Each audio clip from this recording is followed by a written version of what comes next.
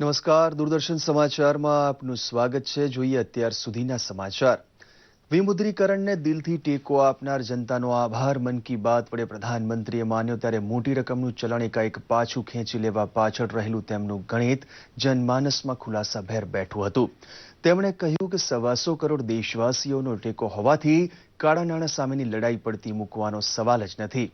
સંસદનું શિયાળુ સત્ર બરબાદ કરવા બદલ વિપક્ષની ઝાટકણી કાઢતા પ્રધાનમંત્રીએ કહ્યું કે ભ્રષ્ટાચાર અને કાળા નાણાંને તિલાંજલિ આપવાના ઉપાય ઉપર ચર્ચા સંસદમાં થવી જ જોઈએ. રાજકીય પક્ષને કોઈ વિશેષ ફાયદો કરી અપાયો હોવાની વાતને તેમણે અફવા ગણાવી તોડી પાડી હતી.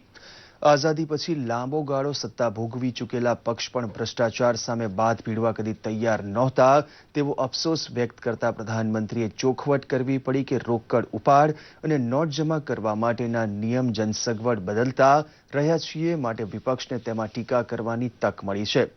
રોકડ રકમનો જંગી જથ્થો દેશમાં ઠેર ઠેર પકડાય છે તે કિસ્સાનો ઉલ્લેખ કરતા પ્રધાનમંત્રીએ કહ્યું કે લોકો પાસેથી મળતી બાતમી સફળ રહી છે. બેનામી સંપત્તિ જપ્ત કરી લેવાનો કાયદો 1988માં ઘડાયો હોવા છતાં નિયમ ઘડતર બાકી હોવાને કારણે તેનો અમલ વિલંબમાં પડ્યો હોવાનો અફસોસ પણ પ્રધાનમંત્રીએ વ્યક્ત કર્યો હતો. વેપાર ધંધો કે ઉદ્યોગ નવો શરૂ કરવામાં સરળતા આટલી શ્રેષ્ઠ કદી નહોતી તેનો ઉલ્લેખ કરતા પ્રધાનમંત્રીએ કહ્યું હતું કે દુનિયાની નજરમાં અને મૂલ્યાંકન મોજણીમાં ભારતનું રેટિંગ સુધર્યું છે. વિમુદ્રીકરણ વચ્ચે રવિ પાકનું વાવેતર વિક્રમજનક સ્તરે કરી વાંક દેખાવને ખોટા પાડનાર ખેડૂતોનો પણ તેમણે દેશ વતી આભાર માન્યો હતો. કુદરતે જેમને કશુંક ઓછું આપ્યું છે તેવા દિવ્યાંગજનની જિંદગીમાં સુધારો થાય તેવા ખરડાને પસાર કરવા બદલ સાંસદોનો આભાર માનતા પ્રધાનમંત્રીએ કહ્યું હતું કે દિવ્યાંગ પોતાની ખુદદારી પાડી શકે તેટલી મદદ કરો.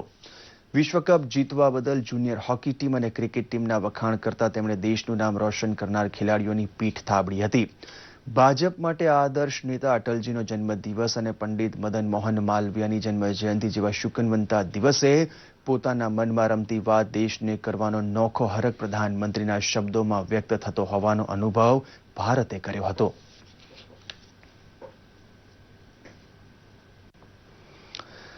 ગુજરાતમાં પણ આજે સુશાસન દિવસ નિમિત્તે વિવિધ કાર્યક્રમોનું આયોજન કરાયું હતું. દ્વારિકા જિલ્લા ભાજપ દ્વારા ખંભાળિયા ખાતે સુશાસન દિવસની ઉજવણી કરવામાં આવી હતી. ઉપસ્થિત સૌએ પૂર્વ પ્રધાનમંત્રી અટલ બિહારી વાજપેયીના દીર્ઘાયુષ્યની પ્રાર્થના કરી હતી. આ પ્રસંગે સુશાસન રેલીનું આયોજન કરાયું હતું. તેમાં જોડાયેલા ભાજપના કાર્યકરોએ વિવિધ વિસ્તારોમાં લોકોને મળીને કેન્દ્ર સરકાર દ્વારા ચાલતી લોક કલ્યાણની વિવિધ યોજનાઓની માહિતી આપી હતી. જિલ્લા કાર્યાલયથી નીકળેલી આ રેલી સાંસદ પૂનમબેન માડમના કાર્યાલયે પૂર્ણ થઈ હતી.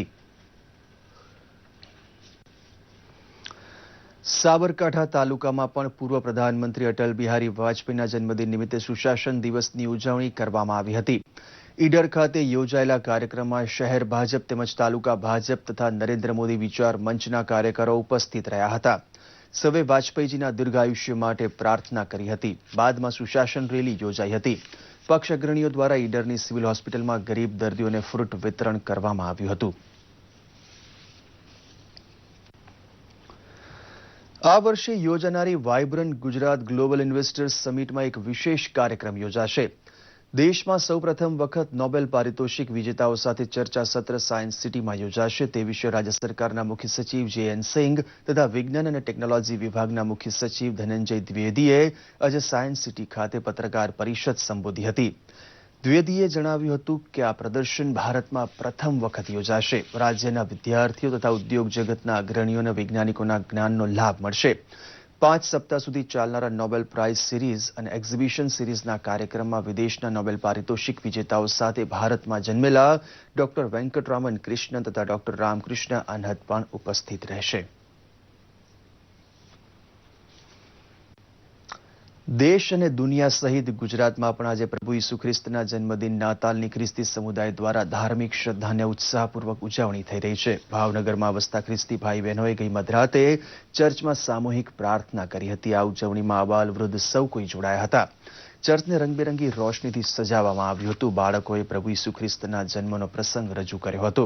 વિશેષ પ્રવચનમાં ઈસુ ખ્રિસ્તના જીવન સંદેશનું વાંચન કરાયું હતું. તો આ સાથે જ આ બુલેટિન સમાપ્ત કરીએ છીએ. નમસ્કાર.